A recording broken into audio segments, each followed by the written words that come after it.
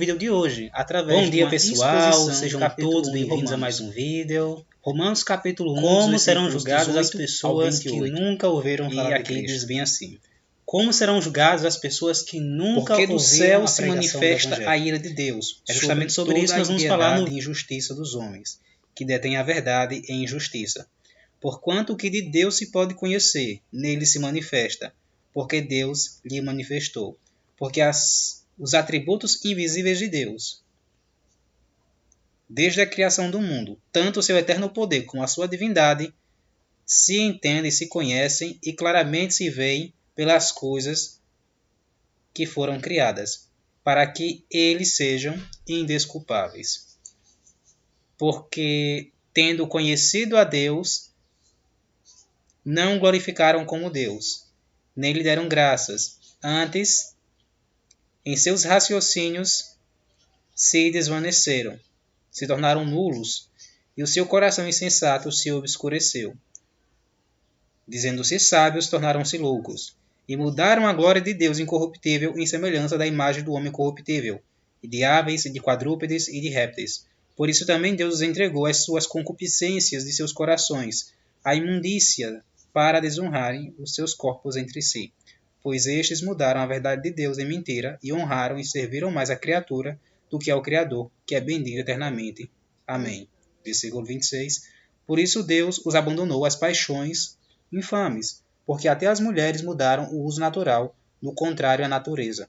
E semelhantemente, também os homens, deixando o uso natural da mulher, se inflamaram em sua sensualidade uns para com os outros, homens com homens, cometendo torpeza e recebendo em si mesmos a recompensa que convinha ao seu erro.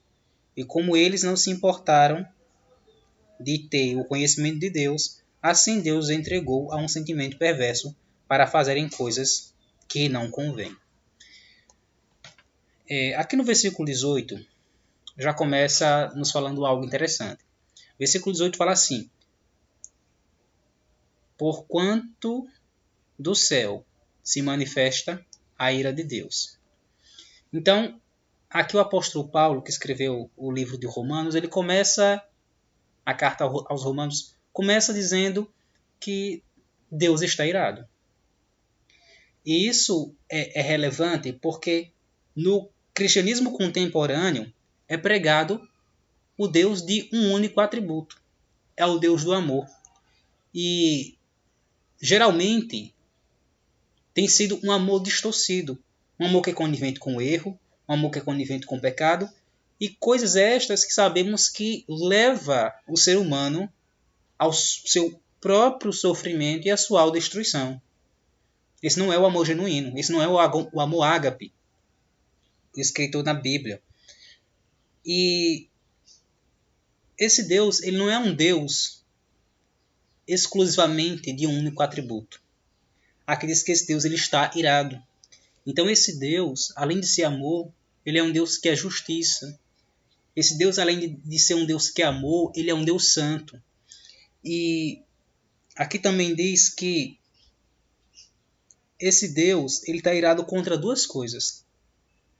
Ele está irado contra toda a impiedade e toda a injustiça dos homens. Então, ele está primeiro irado contra toda impiedade. Impiedade vem da palavra impiedoso. Impiedoso é o contrário de piedoso. Piedoso é a pessoa que se dedica às coisas religiosas, enquanto que o impiedoso é aquela pessoa que tem consciência dessas coisas religiosas, dessas coisas sagradas, mas vivem como se elas não existem. Ou seja, vive uma vida de indiferença a essas coisas sagradas, mesmo tendo consciência da sua existência. E isso é uma pessoa impiedosa. Isso é uma prática chamada de impiedade. É uma prática em que consiste em saber, ter consciência do sagrado, mas viver indiferente a ele, como se ele não existisse. Não se trata de desconhecimento, de ignorância. mas de indiferença mesmo, rejeição. Além de estar irado contra a impiedade, esse Deus ele está irado contra a injustiça dos homens. Ou seja, aquilo que nós praticamos em relação aos nossos semelhantes. Deus também está irado com isso. Por quê? Porque cada um de nós somos a imagem e semelhança de Deus. E aí quando eu firo, prejudico um semelhante meu, eu estou prejudicando aquele que foi feito à imagem e semelhança de Deus. E ser feito à imagem e semelhança de Deus significa que nós temos atributos comunicáveis, porque Deus ele tem atributos que só Ele tem, como a sua onipresença, onisciência e onipotência. Mas Deus, Ele comunicou, Ele compartilhou alguns dos seus atributos com a humanidade, com a sua criação. Então Deus ele é amor e Ele fez os seres humanos com a capacidade de amar. Deus ele é criativo, Ele é criador, mas Ele nos fez também criativos, com criatividade. Deus ele é santo e Ele também nos fez com a capacidade de vivermos em santidade. Então, esses são os atributos comunicáveis que nós temos. Isso é ser a imagem e semelhança de Deus. Ter atributos que Deus tem, os chamados atributos comunicáveis, que são aqueles atributos que Ele tem e que a humanidade também tem, por Ele ter compartilhado com ela. Diferentemente dos atributos incomunicáveis, que são aqueles que só Ele tem, como aqueles que eu já citei, onisciência, onipresença e onipotência. E aqui diz assim, olha, no versículo 19, porquanto o que de Deus se pode conhecer, olha só, porquanto o que de Deus se pode conhecer, ou seja, então existem coisas a respeito de Deus que não se pode conhecer, mas existem coisas que Ele nos revelou, que Ele tornou conhecido. Então não dá para nós, seres finitos, pequenos, conhecermos tudo sobre o divino, sobre o infinito, sobre o eterno. Não dá, não tem como, é impossível saber tudo sobre ele. Somente alguém como o Deus Pai, alguém como o Deus Filho ou Deus Espírito Santo, da mesma natureza, da mesma essência, poderia compreender plenamente um ao outro. Ninguém conhece as coisas de Deus a não ser o Espírito de Deus, né? Como já diz o apóstolo Paulo. Mas existem coisas que é possível conhecer a respeito de Deus. É possível conhecer. Porque o versículo 19 diz, porque o que de Deus se pode conhecer, neles se manifesta, porque Deus lhe manifestou ou revelou. Ou seja, aqui o apóstolo Paulo está dizendo que existem coisas a respeito de Deus que dá para se conhecer, porque ele nos revelou. E uma dessas coisas aqui é conhecer Deus através da nossa consciência. Porque nós somos seres morais. Nós temos uma moralidade. Nós somos regidos por uma lei que diz coisas que são certas e coisas que são erradas.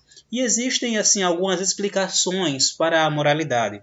Existe a explicação sociológica de que a moralidade, os nossos conceitos do que é certo e do que é bom, seriam meramente construções sociais, ou seja, algo cultural, uma invenção da sociedade. Mas dentro da moralidade nós temos valores morais e nós temos deveres morais. Os valores morais têm a ver com o que é bom e mal. Já os deveres morais têm a ver com o que é certo e com o que é errado. E normalmente os deveres morais eles têm um caráter obrigatório. Eu vou dar um exemplo. Seria bom se todos nós aqui estudássemos medicina. Seria bom. É um valor. Mas não é obrigatório. Então não é um dever. Você vê? O dever ele tem esse caráter da obrigatoriedade. Então essa obrigatoriedade vem nos mostrar que a nossa moralidade, os deveres morais, eles não são culturais. Eu tenho que respeitar e não prejudicar qualquer pessoa inocente. Isso é um dever. Eu tenho que viver honestamente. Eu tenho que tratar os outros como eu gostaria de ser tratado. Isso é um dever.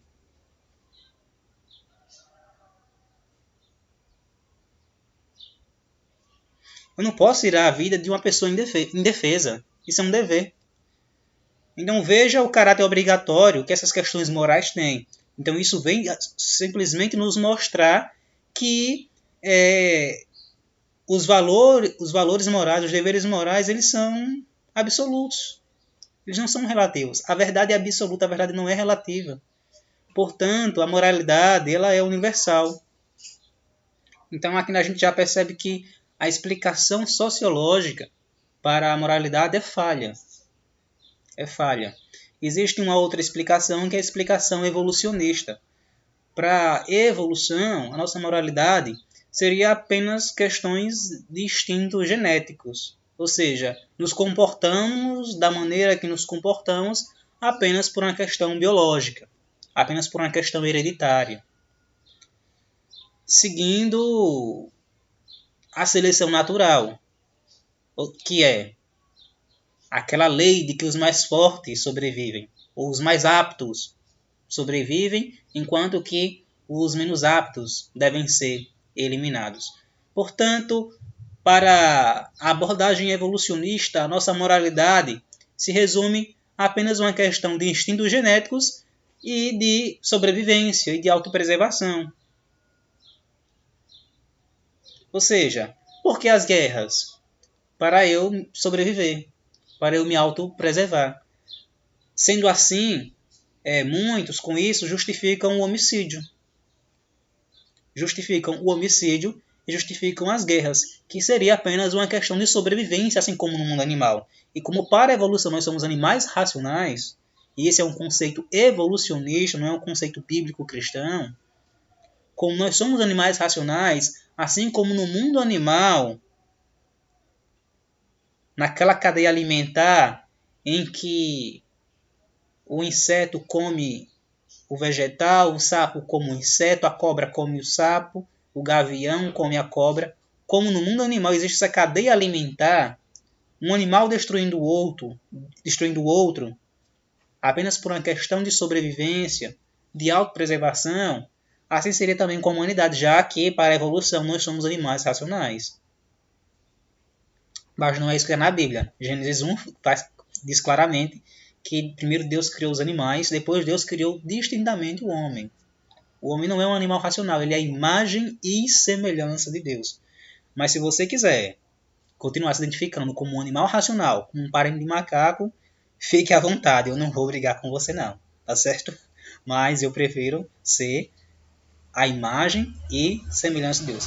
Mas vamos daqui para a evolução. Se realmente é isso, se tudo é uma questão de sobrevivência,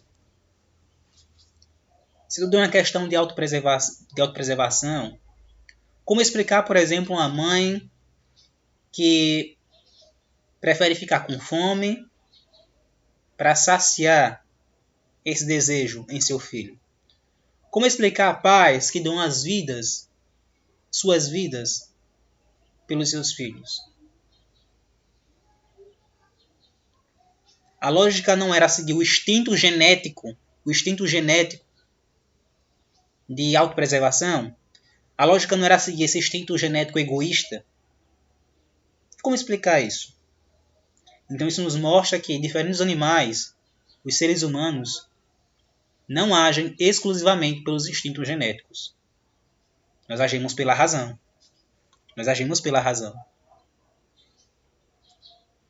Então, aqui também a gente vê que a explicação evolucionista para a moralidade é falha também. Ela não dá cabo de responder essas questões, essas indagações. Então, só sobra agora a explicação judaico-cristã. E a explicação judaico-cristã é que nós temos uma lei moral implantada em nossa mente. Nós somos criados com a lei moral em nossa mente. E quem implantou essa lei moral aqui? Deus. Só existe... Essa é a melhor explicação. Essa é a melhor explicação. Então, é uma das formas de se conhecer a Deus. E aqui é interessante falar para você que o apóstolo Paulo está se referindo, se dirigindo aos pagãos. Paulo está querendo mostrar em Romanos 1 que os pagãos eles são indesculpáveis diante de Deus. Mesmo que eles não tivessem a oportunidade de ouvir o Evangelho, de ouvir o Antigo Testamento, de ouvir o Novo Testamento. Porque o que Paulo está querendo mostrar aqui, o que ele vai mostrar, sustentar aqui, é que Deus ele não se revela apenas pela Bíblia. Como nós estamos vendo aqui, Deus ele se revela também pela nossa consciência. Por essa lei moral implantada em nossa mente, que ele mesmo implantou. Então aquela voz da consciência, que a psicologia chama assim, mas que para nós é a voz do Espírito Santo, que nos diz o que é certo e o que é errado, ela nos revela a vontade do Criador para nós. Ela dirige os nossos comportamentos, a nossa conduta, enfim, a nossa moralidade. E essa consciência do que é certo e do que é errado, que vai nos guiando, nos direcionando, é uma forma de perceber que existe um ser transcendente. E que ele vai nos guiando, nos orientando, nos revelando a sua vontade e nos mostrando que nós não devemos fazer ou viver por nós mesmos e seguir toda a nossa natureza. Como nós vimos aqui, nós seres humanos não agimos exclusivamente por instintos genéticos. Muitas das vezes a nossa razão entra em conflito com esses instintos genéticos corrompidos. Por meio dessa lei moral que está na nossa consciência a todo tempo, nos acusando, nos dizendo o que devemos fazer e o que não devemos fazer.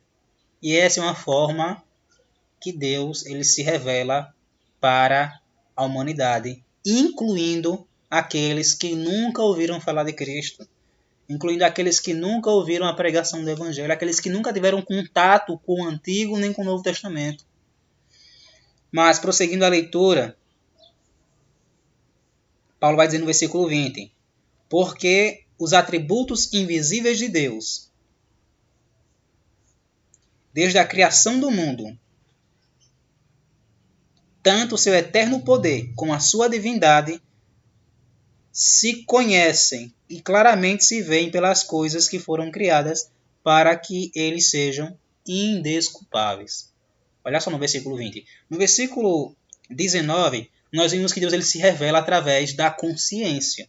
Só que agora no versículo 20, o apóstolo Paulo está dizendo que os atributos invisíveis de Deus parece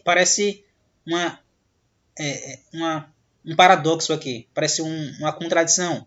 Porque, veja só, os atributos invisíveis de Deus podem ser percebidos, entendidos pelas coisas que foram criadas. É o que está no versículo 20.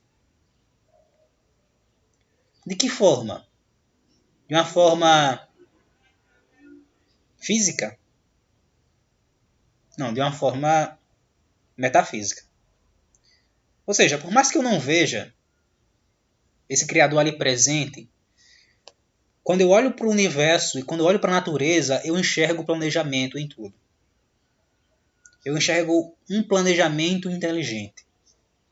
E planejamento inteligente provém de inteligência. E inteligência só provém de um ser inteligente. Por exemplo, os cientistas sabem a respeito da posição adequada da Terra. Querido, se o nosso planeta fosse um pouco, apenas um pouco, mais próximo do Sol, seria tão quente, que nós morreríamos queimados. Mas se o nosso planeta fosse um pouco, apenas um pouco, mais distante do Sol, o nosso planeta seria tão frio, que morreríamos congelados. Então, como explicar essa posição precisa da Terra? Então, isso mostra que houve um cálculo prévio. E houve um cálculo muito preciso para o nosso planeta estar justamente no lugar que propicia condições adequadas para a existência da vida. Como explicar isso? A física não explica. Então isso é algo metafísico.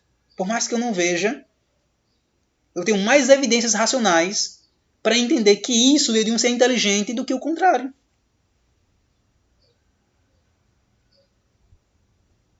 E aqui diz que essas pessoas que têm essa capacidade de enxergar esse planejamento na natureza, no universo, são desculpáveis. Porque esse planejamento inteligente aponta para esse design inteligente, para esse criador. Queridos, existem muitas coisas que a gente poderia falar aqui. Por exemplo, o nosso planeta ele possui 21% de sua camada atmosférica composta por oxigênio, justamente a quantidade que nós precisamos. Se a nossa quantidade de oxigênio fosse menor, a nossa respiração, a nossa sobrevivência, porque a gente inspira oxigênio e transpira gás carbônico. Se a nossa quantidade de oxigênio fosse menor, a nossa sobrevivência e a de muitos animais ficaria comprometida.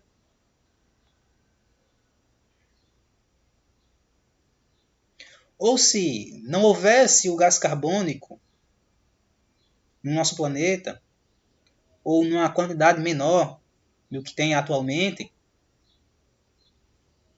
a sobrevivência das plantas estariam comprometidas, das plantas, dos vegetais, e a sobrevivência das plantas e dos vegetais estando em risco, isso comprometeria a vida de outros seres vivos, dos seres herbívoros, dos carnívoros, porque um reino animal depende do outro. Vocês entendem? A fórmula química da água é H2O. Então, para ter água tem que ter hidrogênio e oxigênio.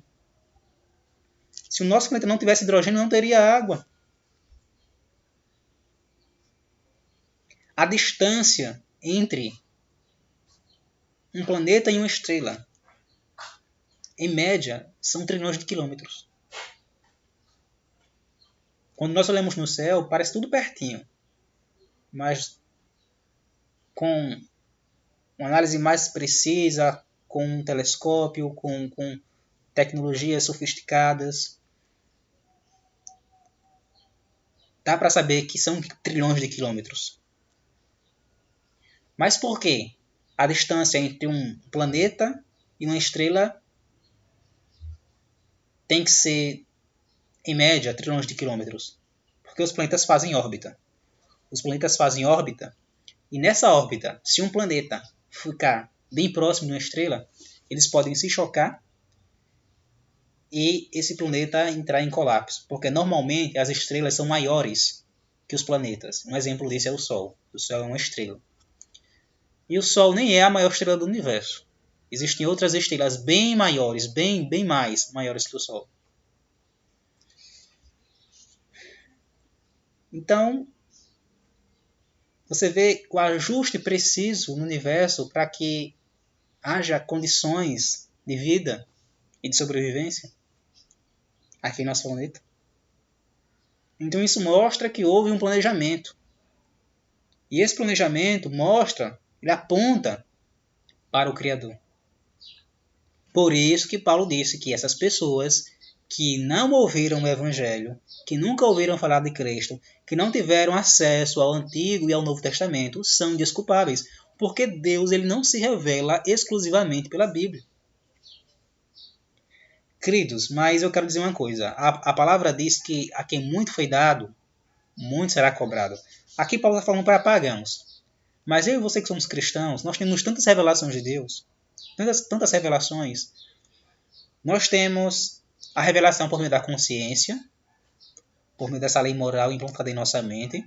Nós temos a revelação por meio da natureza, que os teólogos chamam de revelação geral ou revelação natural. E nós temos a revelação especial, por meio da palavra. Ou seja, eu jamais saberia quem é Jesus Cristo, e eu jamais saberia como ter um relacionamento profundo, mais íntimo com Jesus Cristo, se não fosse a Bíblia, se não fosse essa revelação especial, a palavra de Deus. E existe uma revelação maior do que todas. É a maior revelação de Deus, é Jesus Cristo. Jesus Cristo é o Deus encarnado, é o Deus em pessoa, é o Deus em forma humana. Essa é a maior revelação de Deus. E qual tem sido, assim como os pagãos, que muitas vezes reagem negativamente às revelações da consciência e às revelações da natureza. Quais têm sido as nossas atitudes em relação a essas revelações especiais que nós estamos recebendo com a palavra de Deus e Jesus Cristo? Eu aceitei Jesus Cristo como meu Senhor e meu Salvador. Eu me entreguei a Ele inteiramente. Eu tenho vivido de acordo com a palavra. Porque nós vamos ver aqui em Romanos 1 que, embora os pagãos tivessem essas revelações de Deus, eles não glorificaram como Deus. Eles não adoraram como ele deveria ser adorado, de acordo com aquelas revelações, por meio da consciência e por meio da natureza. Eles foram indiferentes. E muitos têm sido indiferentes a essas revelações e também às revelações mais especiais, como a palavra de Deus e Jesus Cristo. A quem muito foi dado, muito será cobrado. E aqui diz assim no versículo 21, justamente o que eu falei. Olha o que diz no versículo 21. Porque tendo conhecimento de Deus, não o glorificaram como Deus. Ou seja, mesmo tendo consciência da existência de Deus, por meio da consciência moral, por meio da natureza, muitos pagãos não glorificaram a Deus como Deus. E o que eles decidiram fazer diante dessa revelação?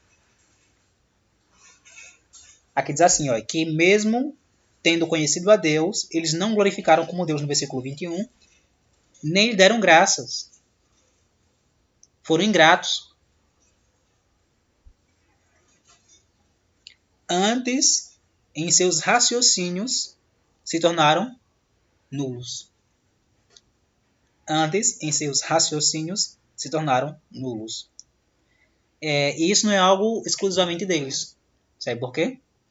Porque a nossa geração também tem se tornado nula em seus raciocínios, por meio do racionalismo e por meio do cientificismo. Eu vou explicar. Ser científico é diferente de ser cientificista. Nós temos que ser científicos.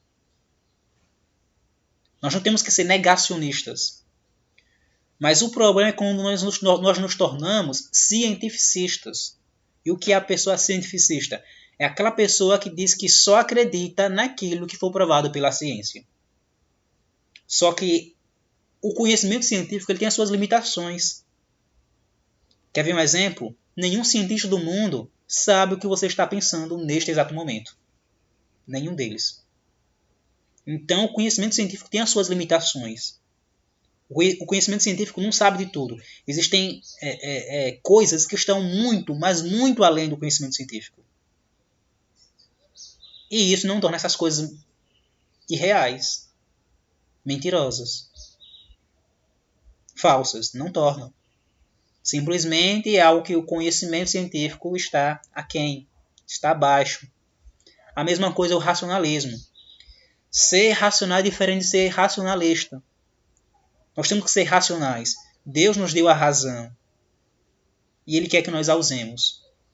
Mas ser racionalista é aquela pessoa que só acredita naquilo que pode ser provado pela razão. Mas existem muitas coisas que estão acima da nossa razão. Um exemplo disso é esse universo.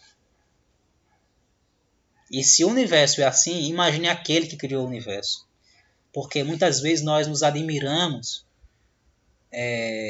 com coisas que foram criadas, como esse universo.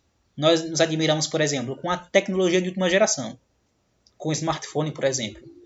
A gente fica assim, poxa, olha que inovação, né, tecnológica, que criação, né? Que novidade. Mas os cientistas sabem que muito mais complexo que qualquer tecnologia é a mente humana. Então, normalmente, geralmente, aquele que cria, ele transcende, ele ultrapassa, ele vai além da sua criação. Isso é em tudo. Isso é em tecnologia, isso é em tudo. Então, muito mais complexo que um computador é a mente humana. Porque a mente humana é quem criou o computador. E muito mais complexo que o universo é quem criou esse universo. Se o universo ele já é complexo, nós não temos conhecimento de sua totalidade, imagine aquele que criou o universo. É demais para a nossa mente. Então, assim como o conhecimento científico ele tem as suas limitações, o conhecimento racional, filosófico, ele também tem as suas limitações. Então, muitas pessoas também têm se perdido, assim como esses pagãos no versículo 21, se perdendo em seus raciocínios, em seus discursos, achando-se que são sábios, de acordo com o versículo 22, e tendendo ao ateísmo. Mas o ateísmo é tão ousado, que a palavra diz assim: crês tu que Deus é um só? Pois fazes bem, porque até os demônios creem e tremem. O ateísmo é tão ousado, que nem os demônios têm a ousadia de se tornarem ateus. E aí, prosseguindo, queridos, o versículo 23 diz que essas pessoas que rejeitaram essas revelações por meio da consciência e por meio da natureza, ou seja, os pagãos, eles mudaram a glória do Deus incorruptível, do Deus eterno, que não perece, em semelhança da imagem do homem corruptível, e de aves, e de quadrúpedes, e de répteis. Acompanhe esse raciocínio de Paulo aí no versículo 23. Paulo está dizendo que essas pessoas que rejeitaram essas revelações de Deus por meio da consciência e por meio da natureza, elas deixaram de adorar a Deus, mas passaram a adorar, deixaram de adorar o Deus incorruptível e passaram a adorar o homem corruptível. E adorar animais corruptíveis, como aves, quadrúpedes e répteis.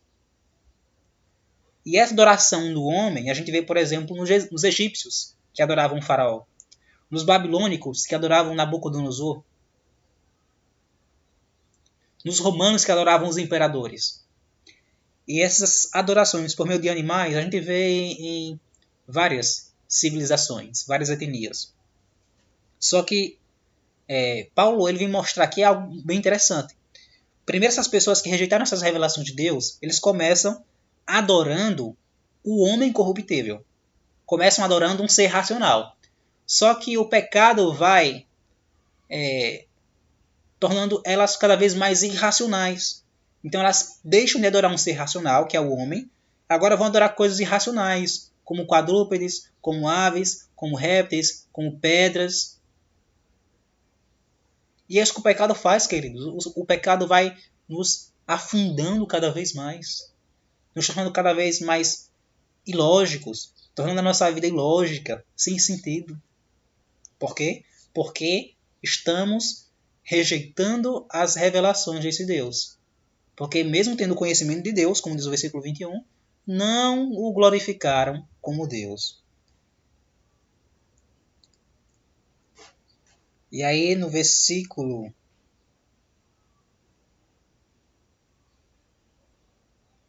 26 vai dizer o seguinte para nós. Vai dizer que, por isso, por rejeitar essas revelações, por meio da consciência, por meio da natureza, Deus entregou esses pagãos indiferentes às suas paixões infames, os seus desejos imorais. E aqui diz assim, olha, no versículo 26, porque até as mulheres mudaram o uso natural, ao contrário, a natureza. E ao versículo 27, o 27 vai dizer, E semelhantemente, também os homens, deixando o uso natural da mulher, se inflamaram, se arderam em sua sensualidade, uns para com os outros, homens com homens, cometendo a torpeza e recebendo em si mesmos a recompensa que convinha ao seu erro. E aí, olha só, o versículo 26 e 27 vai falar sobre a homossexualidade. Nós vimos aqui no versículo 23, nós vimos no versículo 23 que uma das consequências de se rejeitar essa revelação de Deus por meio da consciência e por meio da natureza é a idolatria. Só que lá é interessante na idolatria que, veja, o ser humano ele é essencialmente um adorador. Ele é essencialmente religioso. Quando você rejeita essas revelações de Deus, quando você não quer adorar a Deus, você vai adorar outra coisa. Eles não queriam adorar o Deus verdadeiro. E aí passaram a adorar o homem, quadrúpedes, aves e répteis. É assim, queridos. Quando nós não adoramos a Deus, nós vamos adorar outra coisa, porque nós nascemos com a tendência para adorar. Nós nascemos com a tendência para o sagrado. Ninguém nasce ateu. Não existe nenhuma civilização que já nasceu ateia. O ateísmo é uma decisão posterior que o ser humano toma em sua vida. Mas ninguém nasce ateu. Nós já fomos criados com essa tendência para adorar. Mas por conta do pecado, muitas vezes estamos adorando coisas erradas. E idolatria não se resume apenas a você adorar uma imagem de escultura ou essas coisas aqui. Mas idolatria consiste em fazer que tudo aquilo venha ocupar o lugar de Deus. Tudo aquilo que esteja ocupando o lugar de Deus em sua vida é um ídolo. Então, para muitos, o seu Deus é o seu trabalho. Não tem tempo para Deus, não tem tempo para orar, não tem tempo para estudar a palavra de Deus, não tem tempo para fazer a obra de Deus. Só vive para o trabalho. O Deus de outros é o dinheiro. O Deus de outros são os prazeres sexuais. O Deus de outros é a sua mulher, é o seu marido, são os seus filhos. Idolatria é tudo aquilo que colocamos no lugar de Deus. São os ídolos modernos, são os ídolos do coração. Então nós estamos vendo aqui que uma das consequências de se rejeitar as revelações de Deus é a idolatria. Só que agora, nos versículos 26 e 27, Paulo vem mostrar também que uma das consequências de se rejeitar essas revelações é a homossexualidade. Então, quando você rejeita a revelação desse Deus, nós entramos também na homossexualidade. É o que Paulo vem mostrando aqui. E é verdade. Porque muitas pessoas têm adotado um padrão homossexual para a sua vida. Porque estão rejeitando o padrão sexual que já está revelado por Deus. E aqui diz assim, olha, no versículo 26, que isso é contrário à natureza. Porque tem pessoas que ficam pregando que o indivíduo já nasce assim. Inclusive tem pregadores que falam isso, mas isso não é bíblico. Aqui diz que, no versículo 26, que isso é contrário à natureza. Mulheres com mulheres é contrário à natureza. Homens com homens é contrário à natureza. E aí no versículo 28, diz assim, olha, e como eles não se importaram de ter o conhecimento de Deus, assim Deus os entregou a um sentimento perverso para fazerem coisas que não convêm. E esse entregar aqui de Deus, ele já é um juízo, já é uma sentença de condenação. Porque esse Deus ele se revela para você de inúmeras formas. E você rejeita todas essas revelações, Deus não pode fazer mais nada. Ele não vai forçar você a adorá-lo sem você querer. Não vai. Não vai, queridos. Ele não vai. Isso não faz parte do caráter de Deus. Deus ele é amor. E para existir amor tem que ter liberdade. Então ele não vai forçar o seu livre-arbítrio. Ele não vai. Mas eu tenho uma coisa para dizer em relação à homossexualidade. Porque assim, tem muitos cristãos que acham que o pior pecado do mundo é a homossexualidade. Não é.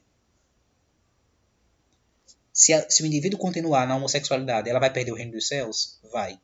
Não há dúvida disso. Está escrito. Mas também a própria palavra diz que os adúlteros, mesmo sendo heterossexuais, eles não herdarão o reino dos céus se continuar na prática do adultério. Os fornicadores, os imorais, todo tipo de imoralidade sexual, se não for abandonada, vai nos levar à perdição. Então a homossexualidade não é o pior pecado do mundo. Se você continuar na prática da masturbação, se você continuar na prática da pornografia, tudo isso, queridos, tudo isso podem nos tirar do reino dos céus. Não apenas a homossexualidade. Não veja a homossexualidade como o pior pecado do mundo, porque não é. Não é. Queridos, aqui encerra essa exposição, que tenha sido uma bênção na sua vida. Deus ele se revela de várias formas, de várias maneiras. E o versículo-chave está aqui no versículo 21. Porque, mesmo tendo conhecimento de Deus, não o glorificaram como Deus. Você tem glorificado a Deus? Tem glorificado a Deus na sua família? Tem glorificado a Deus como pai? Tem glorificado a Deus como esposo, como esposa? Tem glorificado a Deus no seu ministério? Tem glorificado a Deus com o uso do seu tempo, do seu talento, dos seus dons espirituais? Tem glorificado a Deus com o seu corpo? É para você refletir que essa exposição da palavra do Senhor tenha sido uma bênção na sua vida. E possamos andar nessa luz, nessas revelações, que esse Deus maravilhoso, tão grande, que se revelou para nós, nos tornou conhecido. Então que possamos viver de acordo com essas revelações e desfrutarmos do melhor que o Senhor tem para nós. Que Deus abençoe.